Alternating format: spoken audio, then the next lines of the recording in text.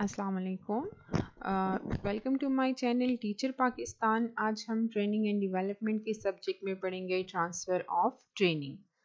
सबसे पहले समझते हैं कि what is transfer of training. The aim of training is not only to learn the skills and knowledge but to transfer learning into performance. ये जो basically transfer of learning into performance है, इसको कहते हैं transfer of training, which in turn leads to improvements in the performance of individual and organization as a whole। अब जो knowledge, जो skill employ ने सीखा, ठीक है, जो लर्नर ने सीखा, उसको जब वो एक्चुअल वर्क इन्वायरमेंट में अपनी परफॉर्मेंस के थ्रू शो करता है, तो तभी ऑर्गेनाइजेशन की परफॉर्मेंस जो है वो बेटर होती है। ठीक है, transfer of training means that the learner apply his और her learn skills and knowledge during the training in actual work environment. जो कुछ सीखा उसको एक्चुअल वर्क इन्वायरमेंट में जब वो अप्लाई करता है, that is transfer of training. Transfer of training provides organisations with a method to evaluate trainings effectiveness and identify areas for trainings improvement. जब एक्चुअल सिचुएशन में ट्रांसफ़र ऑफ ट्रेनिंग हो जाती है, ठीक है, तो वहाँ पे फिर कंपनी को पता चलता है कि कहाँ पे क्या हमने जो ट्रेनिंग की वो इफ़ेक्टिव रही और कहाँ पे इस ट्रेनिंग को और ज़्यादा इम्प्रूव करने की ज़रूरत है। Training is said to be successful not only when its design and structure is good, but also with the readiness and willingness of the trainees। Transfer of training तो तभी होगी जब एक एम्प्लॉय रेडी होगा, विलिंग होगा उस training के लिए, तभी वो कुछ सीखेगा और तभी वो अप्लाई करेगा ऑर्गेनाइजेशन में। Retention of the training is also as important as the training itself. It means that the learner is able to recall what he learned in training when needed or encountered with that situation। ठीक है, when the training is learned well, it is possible that the trainee will not forget it। अब types of training outcomes क्या होते हैं? एक होता है positive transfer. It is desired outcome that the performance of the trainee is increased with the training. Negative transfer, the performance of the learner goes down instead of upward। Zero transfer, no effect of training on learner's performance। Positive transfer क्या होता है? जब कोई case आता है, जब कोई situation इस तरह से इनकाउंटर होती है, तो जो लर्नर ने सीखा था उसकी परफॉर्मेंस बेटर हो गई है, अब वो उस सिचुएशन को हैंडल कर सकता है, तो this is the desired outcome. Negative transfer भी हो सकती है। देखें, अगर फॉर एग्जांपल जैसे सम डिकेड्स एगो इस तरह से हुआ था कि मैनुअल सिस्टम को हटा के कंप्यूटराइज सिस्टम जब लाया गया, तब तो बहुत सारे एम्प्लॉयज़ ऐसे थे जो विलिंग नहीं थे उस ट्रेनिंग के लिए, उस चेंज के लिए। तो वो उनकी ट्रेनिंग हुई भी, लेकिन उनकी परफॉर्मेंस जो है वो अपवर्ड की जगह डाउनवर्ड चली गई। ठीक है, इस तरह ज़ीरो ट्रांसफ़र भी हो सकती है। अगर एक एम्प्लॉय विलिंग नहीं है, वो रेडी नहीं है ट्रेनिंग के लिए, और ऑर्गेनाइजेशन इसको ट्रेन करती भी है, तो इसकी परफॉर्मेंस पे कोई इफ़ेक्ट नहीं होता। अब मॉडल ऑफ ट्रांसफ़र को थोड़ा सा डिस्कस करते हैं। इसमें सबसे पहली बात है ट्रेनी कैरेक्टरिस्टिक्स, कि उसके अंदर मोटिवेशन होनी चाहिए, उसके अंदर विलिंगनेस होनी चाहिए, उसके अंदर रेडीनेस होना चाहिए, तभी वो उस ट्रेनिंग से कुछ सीख सकेगा। एबिलिटी, उसके अंदर एबिलिटी होनी चाहिए। ठीक है, अगर वो स्किल सीख सकता है, वो नॉलेज सीख सकता है, तो तभी ट्रांसफ़र होगी। वो जो ट्रेनिंग उसको आप दे रहे हैं, वो जो नॉलेज उसको दे रहे हैं, तभी वो उसके अंदर ट्रांसफ़र होगा। ठीक है, training design is another element. Create a learning environment. अब जाहिर है ट्रेनिंग को अच्छे से डिज़ाइन करना है, एक इन्वायरमेंट ऐसा बनाना है जहाँ पे बंदा लर्निंग कर सके।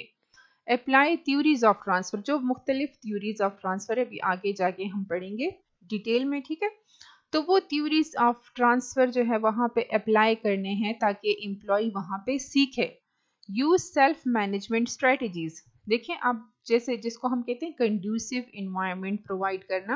कंड्यूसिव इन्वायरमेंट मीन्स कि वहाँ पे लर्नर जो है वो जाके खुद ब खुद सीख रहा होता है। ठीक है, वहाँ पे सेल्फ मैनेजमेंट हो रही होती है। तो अगर इस तरह की स्ट्रेटजीज हैं, तभी आपका जो ट्रेनिंग डिज़ाइन है वो सक्सेसफुल होता है। ठीक है, वो अच्छा होता है। वर्क इन्वायरमेंट में क्या चीज़ें ज़रूरी है? This is the third important element in model of transfer.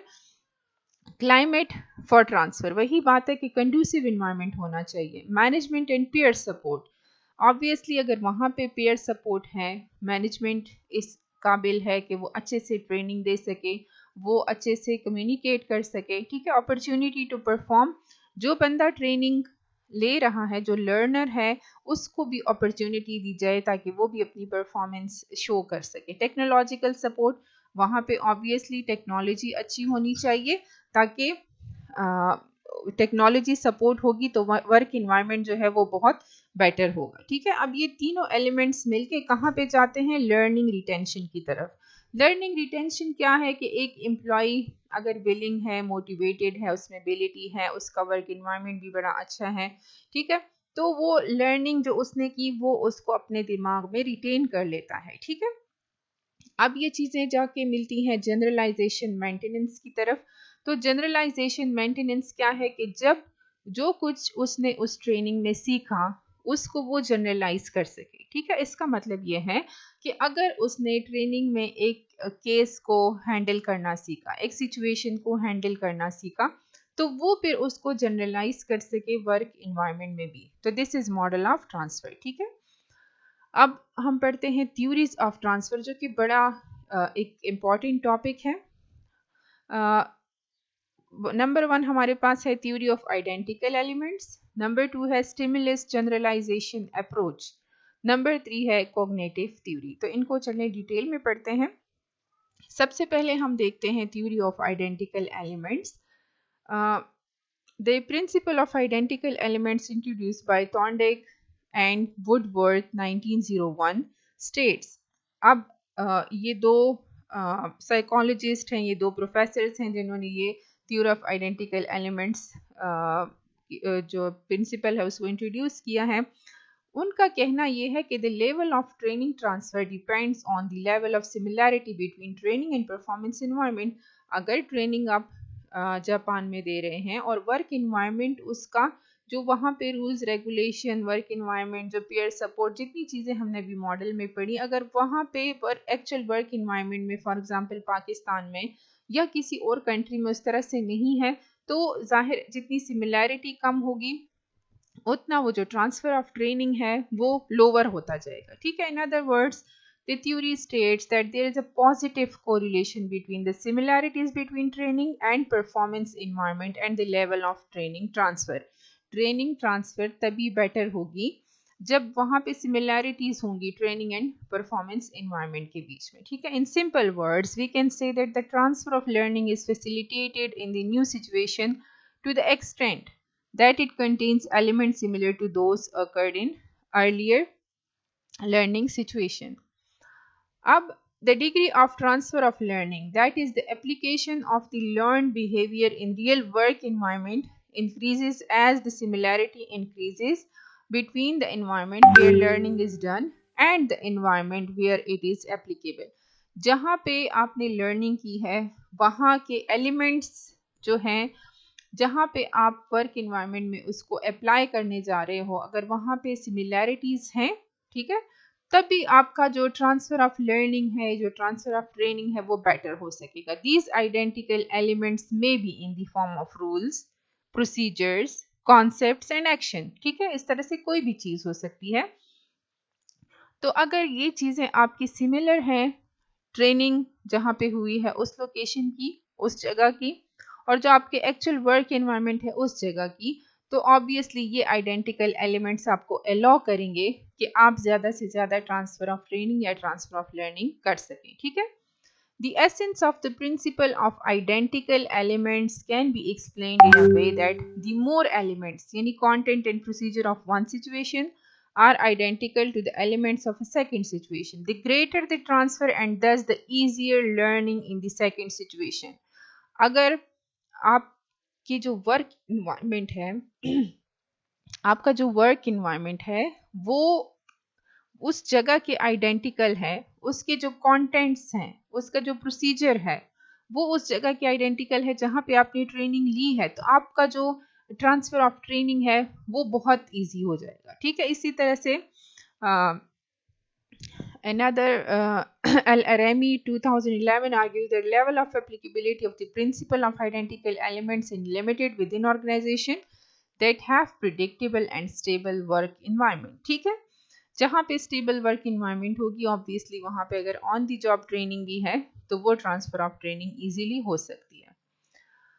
Number second, अब हम डिस्कस करने जा रहे हैं स्टिमुलस जनरलाइजेशन अप्रोच।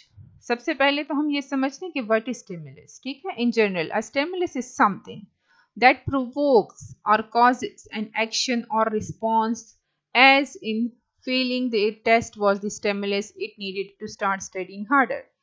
ठीक है, स्टिमुलस क्या है? कोई भी ऐसी चीज जो आपको प्रोवोक करे, जो आपको एक्शन करने पे मजबूर करे। ठीक है, फॉर एग्जाम्पल टेस्ट फेल हो गया तो स्टिमुलस है, अब क्या करना है? Needed to start studying harder. ठीक है, stimulus exists around you everywhere. For example, if you see a snake, what you think and what is your response? ठीक है, अगर आपने एक स्नेक को देख लिया, जो जनरल हमारी परसेप्शन है ना, जनरलाइजेशन की हम बात कर रहे हैं, स्टिमुलस है, हमारा रिस्पॉन्स क्या होगा? हम वहां से भाग जाएंगे या कोई चीज उठा के उस स्नैक को मारने की कोशिश करेंगे, खुद अपनी जान बचानी है। This is your response. ठीक है, और if you see your favourite soup on the table, what will be your response for that? अब इस स्टिमुलस को देख के आपको भूख लगी हुई है या आपका मील टाइम है, स्नैक टाइम है, और आपने अपना फेवरेट सूप देख लिया, तो आप क्या रिस्पॉन्स करेंगे? Obviously you will go to the table. ठीक है, और आप वो सूप जो है वो पियेंगे। The action or you can say reaction to stimulus basically creates learning. ये जो एक्शन रिएक्शन है ये बेसिकली लर्निंग जो है वो क्रिएट करती है। ठीक है, stimulus generalization means when you perceive different things as the same, like you generalize all the things in the same manner. For example, if you are driving a car and you have heard a horn, you just give way to that vehicle irrespective of differentiating the different horns of different vehicle। Her vehicle का अपना एक different horn होता है, लेकिन जब आप गाड़ी में जा रहे हैं और आपके पीछे हॉर्न हो रहा है तो आप सिंपली उसको रास्ता दे देते हैं। आप ये नहीं देखते कि बाइक ने हॉर्न दी है, रिक्शे वाले ने दी है, या कोई और व्हीकल है या बस है, किसने हॉर्न दी है। ठीक है, or you go to buy clothes and you see different variety in red color like dark red, light red, and you just ignore the light differences and consider all of that variety as a red। जिस तरह से आपको picture में भी नजर आ रहा है कि दो शैम्पू की बोतलें हैं, तकरीबन एक जैसी हैं, आप जनरलाइज कर लेते हो। या जैसे कि ये आपको न्यूटेला और वर्सेस हिंट्स नज़र आ रहा है, तो दोनों की सेम पैकेजिंग है। आप जब शॉपिंग के लिए जाते हैं तो आप इग्नोर करते हैं कि भाई न्यूटेला मैंने उठाया या हिंट्स उठाया। ठीक है, तो this is stimulus generalisation approach. In the conditioning process, stimulus generalization is the tendency for the conditioned stimulus to evoke similar responses after the response has been conditioned। Condition stimulus क्या होता है कि एक बच्चा है, उसको आपने वाइट रेड से डरा दिया। ठीक है, अब वो उस तरह की वाइट रेड की तरह की चीजें जो भी होंगी वो देख के खुद ब खुद डरेगा। ये कंडीशन, आपने कंडीशन लगा दी है कि वाइट रेड जो है वो, अब ब्लैक कोई चीज उसके सामने आएगी तो वो बच्चा नहीं डरेगा। ठीक है, वो स्टिमुलस जनरेट नहीं होगा। For example, if a child has been conditioned to fear a stuffed white rabbit, it will exhibit a fear of objects similar to that condition stimulus, such as a white toy rat, ठीक है, या rabbit, या उसकी जो अपनी shirts हैं white colour की, वो उन सब चीज़ों से डरने लगेगा। ये एक काफ़ी फेमस साइकोलॉजी एक्सपेरिमेंट हुआ है। In the classic Little Albert experiment, researchers John B. Watson and Rosalie Renner conditioned a little boy to fear a white rat. The researcher observed that a boy experienced stimulus generalization। ठीक है, उस बच्चे ने क्या किया? Stimulus को generalise करिए। बहुत अच्छी एग्जांपल है इस चीज में। By showing fear in response to similar stimuli including a dog, a rabbit, a fur coat, a white Santa Claus beard, or even Watson own hair। अगर उसके अपने बाल भी सफेद हैं तो वो उन चीजों से भी वो क्या कर रहा है? स्टिमुलस को जनरलाइज कर रहा है। ठीक है, इस तरह से पनिशमेंट भी हमारे पास एक स्टिमुलस जनरलाइजेशन है कि आप इमेजिन करें कि आपको जो है आपके पेरेंट्स डांटते हैं कि भाई मेस नहीं क्रिएट करना, अपना कमरा साफ रखो, अपनी चीज़ें जो हैं वो संभाल के रखो, जगह पे रखो। तो जब आप स्कूल जाते हैं, कॉलेज जाते हैं या कोई और इस तरह की सेम इन्वायरमेंट होती है, तो आप उस स्टिमुलस को जनरलाइज करते हैं बिफोर दिस कि आपको कोई पनिश करे, बिफोर दिस कि आपकी टीचर आपको कहे या कोई और आपको कहे, आप अपनी चीज़ें जो हैं वो बिल्कुल सही जगह पे रख लेते हो। ठीक है। नंबर थर्ड जो चीज़ हम थ्योरी जो हम डिस्कस करेंगे वो है cognitive theory. Cognitive theories emphasize the creative process and person. Process in emphasizing the role of cognitive mechanisms as a basis for creative though, and person in considering individual differences in such mechanism. Some cognitive theories focus on universal capacities like attention or memory. Other emphasize individual differences like those indexed by divergent thinking tasks. Some focus on conscious operations, other preconscious, implicit और unintentional processes. तो ये सब के सब cognitive theories हैं, हर एक का अपनी जो है वो different approach है। One classic cognitive theory by Sarnoff A. Madnick argues that creative insights can result from associative processes in memory. In this view, ideas are chained together one after another. ठीक है? And more remote associates tend to be more original. This perspective argues that more creative individuals tend to have flatter hierarchies of association than less creative individual. In other words, more creative people have many more relatively strong associates for a given concept rather than only a few. This is thought to provide greater scope for the simultaneous activation of far-flung representation, which may be believed to be an important engine of creative thought. ठीक है? Along similar lines, another cognitive theory focuses on how concepts are combined to generate novelty. Research suggests that conceptual combination, bringing two different sets of information together, is often involved in creative ideation. That original insights are more likely when two disparate features are brought together, and that connections between these concepts might only be seen at a very high level of abstraction. More generally, research in the creative cognition approach tradition, another important contemporary view of creativity developed mainly by Ronald F. Fink, Stephen M. Smith, and Thomas B. Ward, has likewise emphasized ideas drawn from cognitive psychology. देखिए ये different approaches हैं, 3 approaches मैंने इसमें आपके सामने रखे।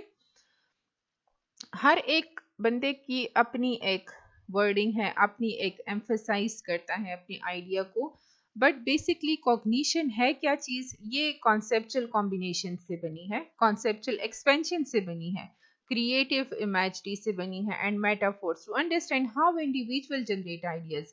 Basic cognition के पीछे क्या चीज़ है कि इंडिविजुअल्स जो हैं वो किस तरह से आइडियाज जनरेट करते हैं, वो किस तरह से चीज़ों को देखते हैं और एक्सप्लोर करते हैं। ठीक है। अच्छा, such processes are thought to play out in two fundamental regimes of thought, generating ideas and exploring their implication. जो basically cognition के behind जो idea है वो है generating ideas. Generation of ideas कैसे होता है, अगर आइडियाज जनरेट होंगे तो वो बंदा सीख भी सकेगा, आप उसको ट्रेन करेंगे, आप उसको आइडिया देंगे तो वो आपसे सीखेगा, वो हाईली मोटिवेटेड होगा, उसके अंदर स्किल्स एबिलिटीज होंगी। ठीक है।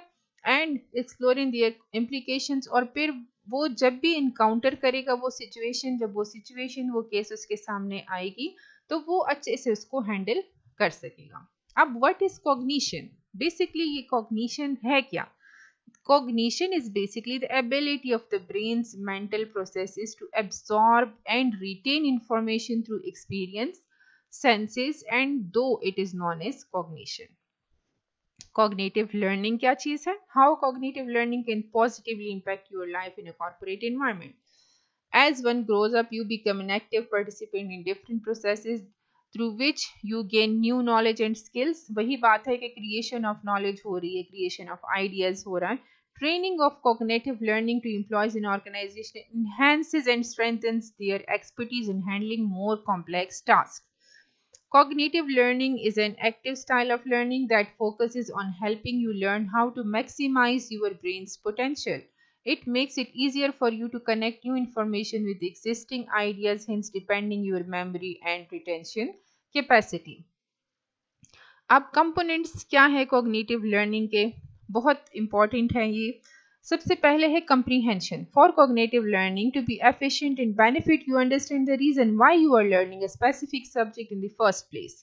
सबसे पहले तो comprehension आपको पता होना चाहिए कि आप ये चीज़ अगर सीख रहे हैं तो क्यों सीख रहे हैं, ठीक है। Memory, cognition learning discourages cramming of information, which is very ineffective in education. Having a deep understanding of a subject improves your ability to relate new knowledge with previous experience or information. इसलिए ये जो हम आपसे कहते हैं, अक्सर teachers अपने students को कहते हैं कि भाई आप कॉन्सेप्ट क्लियर करो अपना, इंस्टेड ऑफ कि आप रट्टा करो किसी चीज़ को, आप अपना कॉन्सेप्ट क्लियर करो। The more your concept is clear, आपकी मेमोरी में वो चीज़ बैठ जाएगी, आप उसको अंडरस्टैंड कर सकोगे, आप उसको कंप्रीहेंड कर सकोगे। And number third very important component of cognitive learning is the application. Cognitive learning strategies help you apply new information or skills in life situation. They encourage you as you continue to develop problem solving skills. जो कुछ आपने सीखा आप उसको apply करो actual work environment में, ठीक है। Thank you so much for watching. Hopefully आपको समझ आ गई होगी आज के टॉपिक्स की। थैंक